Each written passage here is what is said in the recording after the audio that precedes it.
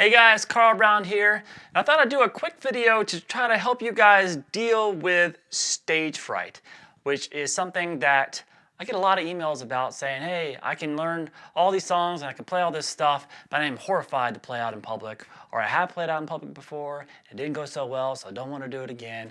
So how do I deal with this stuff? So before I do that, please subscribe to the channel, and while you're at it, ring that little notification bell so you know when I release a new video. And let me know in the comments below, other, stage fright or just how you deal with stage fright, how your different coping mechanisms that you might have, so you can help out other people that are watching this video, and maybe I'll get some tips out of it as well. What is stage fright, or people call it performance anxiety or whatever? Well, it's basically your body's fight or flight response to the external stress of a performance. Now, these performance situations could be anything from playing just in front of a couple of friends, or playing for your family, playing at a club that's empty, playing in a club that's packed, playing in front of a big stadium, or even making a performance video for a YouTube video, something I know very well, that, when that little red light comes on, it's a performance. Even if you're the only, it's just you and a camera, it's a big deal in your head. And how do you get past this to where you can start becoming the performer that you want to be? Now, first we need to understand that these performance anxieties come from the fear of the outcome of the performance. It's not a battle with your instrument. It is a battle with yourself in your own mind. And that is the first thing that you need to realize before tackling your performance anxiety issues, is that this is not necessarily a performance issue. It is a mental issue. So you might have found yourself pre-performance in a situation like this. Say you have a performance for a class. Say you're in a music program. You have to perform at the end of the semester or whatever. You have to do a performance, and you literally dread it. It's something that is in your mind every single day throughout the entire semester. You have this thing marked on a calendar as going to be the worst day of your life. And you are trying to figure out a way to deal with it. Now, along the way, these pre-performance areas, things that happen to you, can be anything. You can just become more disorganized, and you actually practice less because you just become so unfocused. And your brain is just running a million miles an hour, and you just can't get your head around it. You might over-practice as well. So there's a lot of things that you can do. You might start medicating yourself with, various substances. But there's a lot of things that people kind of fall back on to try to deal with these pre-performance jitters. Now, during a performance itself, how this performance anxiety kind of reveals itself is in a lot of physical ways. You can actually have your hands will literally be shaking. They can get cold, kind of cold and clammy too if you're kind of sweating a little bit, which you usually are if you're kind of, you have all this adrenaline pumping through your body. And at the same time, it affects you mentally. You're not able to focus. You literally feel like you're in this whirlwind.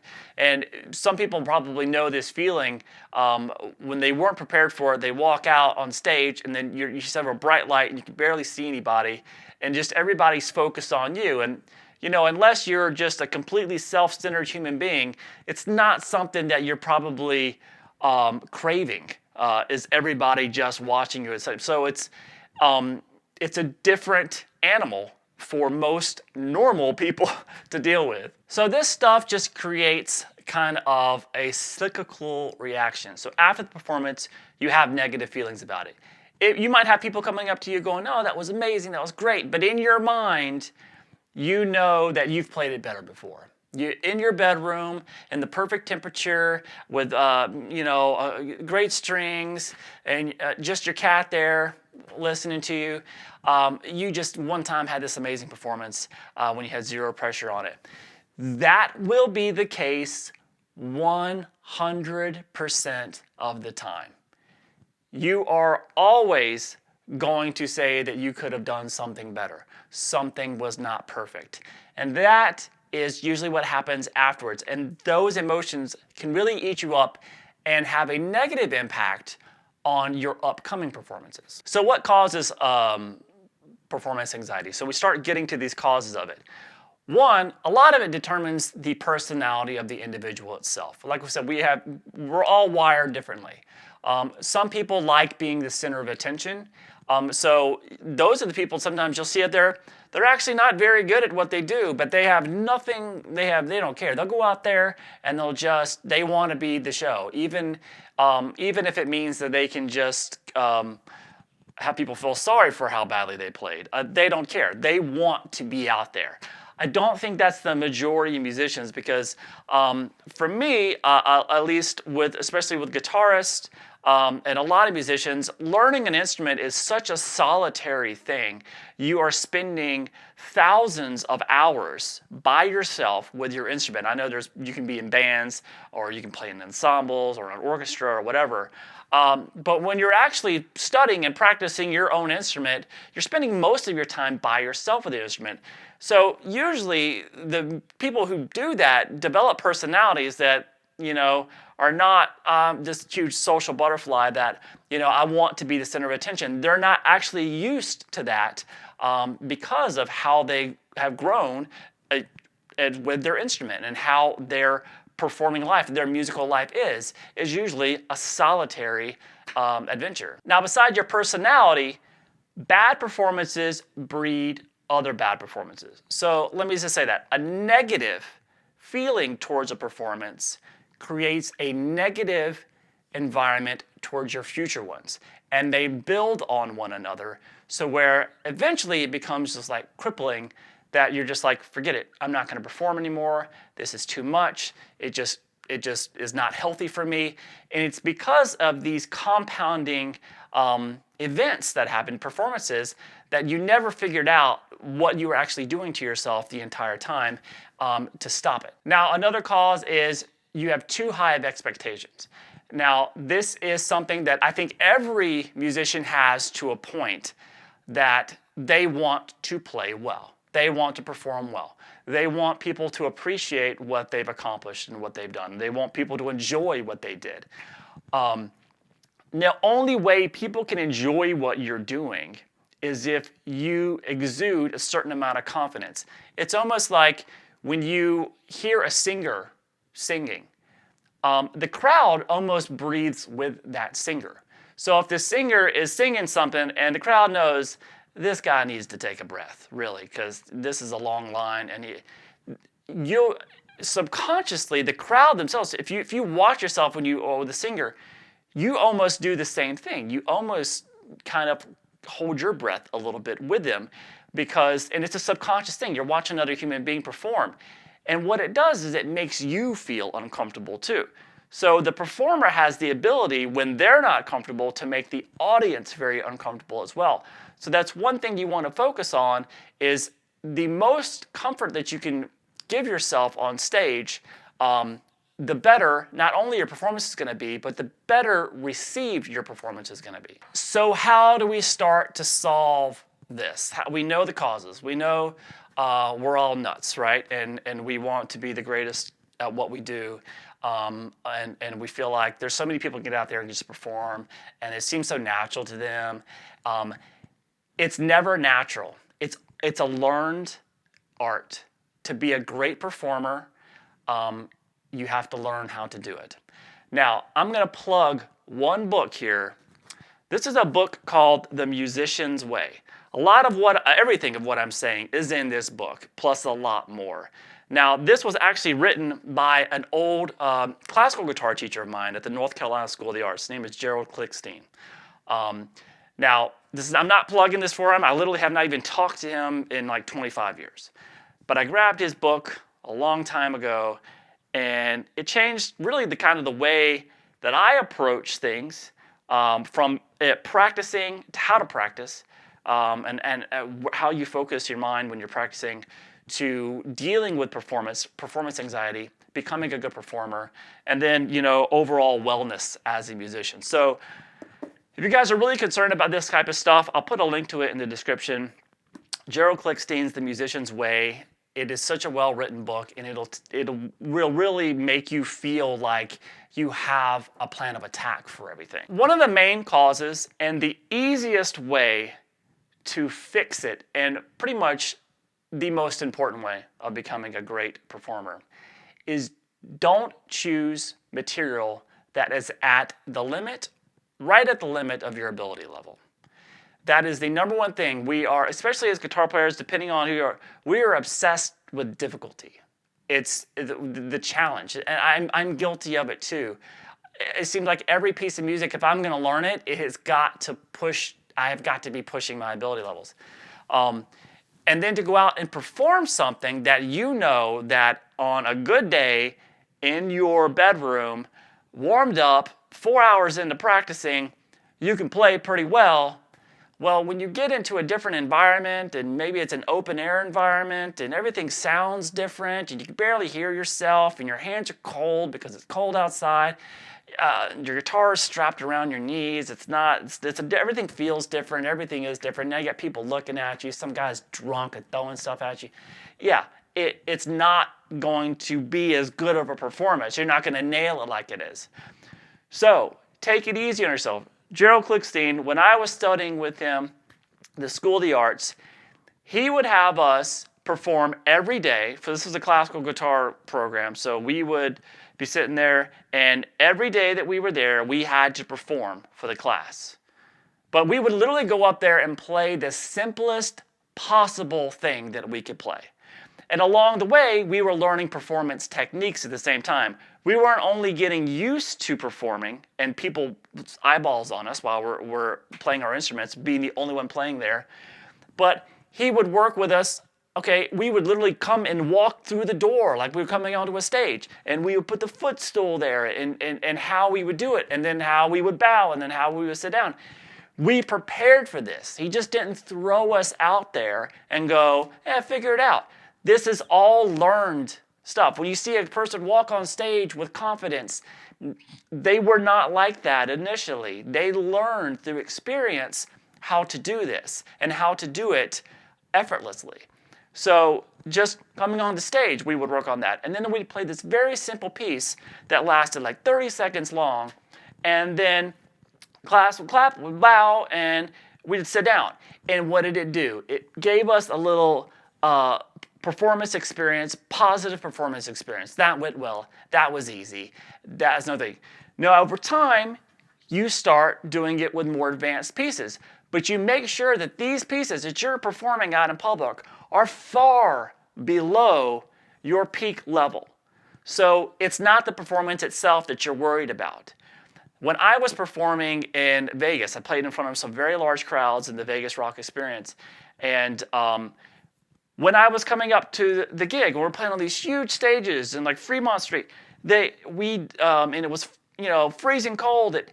I don't ever remember once thinking, God, that one song, I'm going to dread playing that song.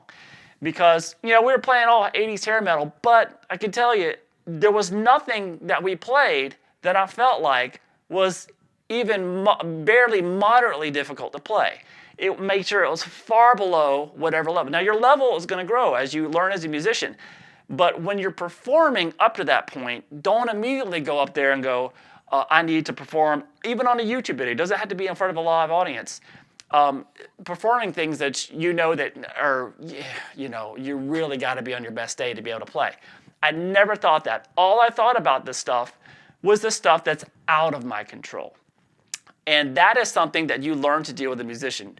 When you get to different venues, being able to different performance environments, or worrying, is my guitar, am I going to break a string? Is the PA going to go out? Is the sound guy going to be more interested in his phone than the fact that I can't hear myself through my monitor?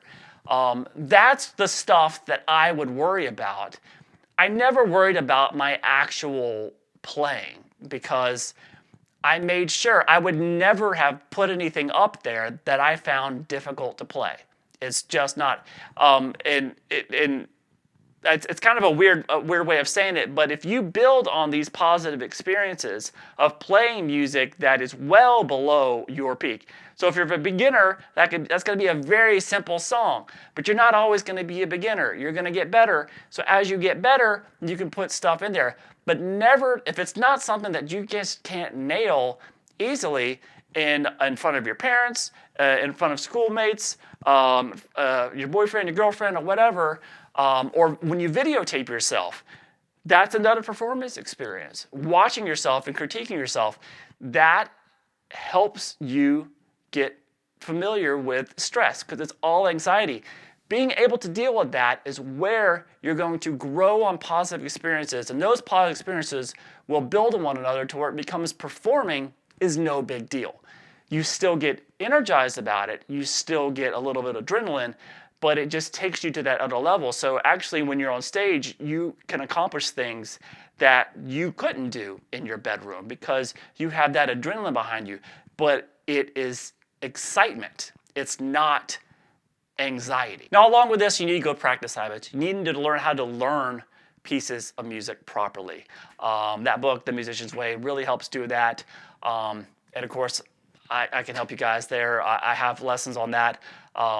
In my academy, I talk about that. I help people do, practice routines so you can get the most out of it and you're truly learning in a deep way instead of a surface way. In summary, craft confidence. You need to be able to craft confidence through positive performance experiences by playing music that is more simple. And at the same time, you need to learn to adapt to different performance venues expect that you're going to be out of your environment when you perform. But you should embrace that opportunity to share music with other people because they're there because they want to hear the music.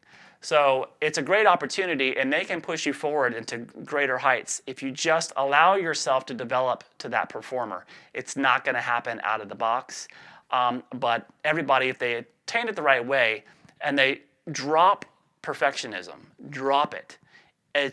Every musician messes up on stage every single time they play, every single time, without a doubt.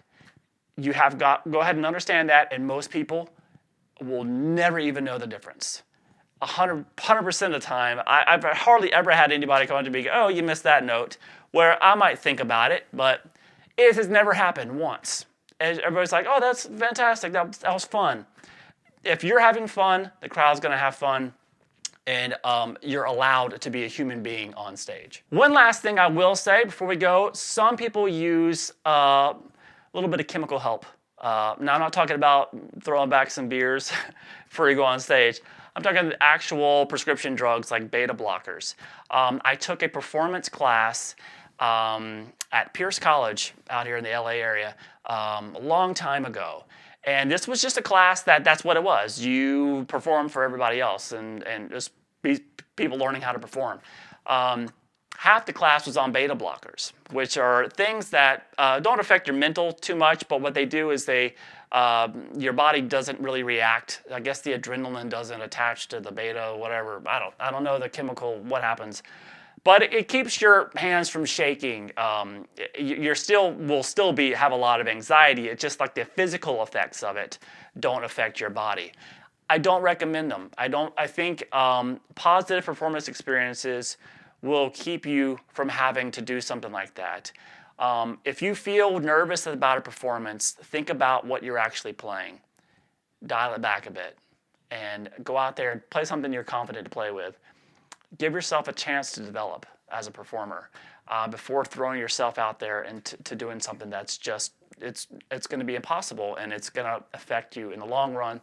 Now for, like Gerald Klickstein says this too in the book, for older performers, people who've had a long issue with anxiety, sometimes, yeah, maybe they can use these beta blockers. But for younger people learning how to develop performance skills, it's essential to do it the right way and do it in a healthy way. And I think it'll make you more excited to get out on stage or make a video on YouTube or play for your friends or whatever. in the long run after you have some of this positive reinforcement behind you. All right, so please leave a comment if you have any ideas too about how you deal with performance anxiety that can help out anybody else. Or maybe you have specific performance issues that you wish that you could get help with. Put that in the comment and maybe me or somebody else will be able to help you. All right, I'll see you guys again soon. Bye-bye.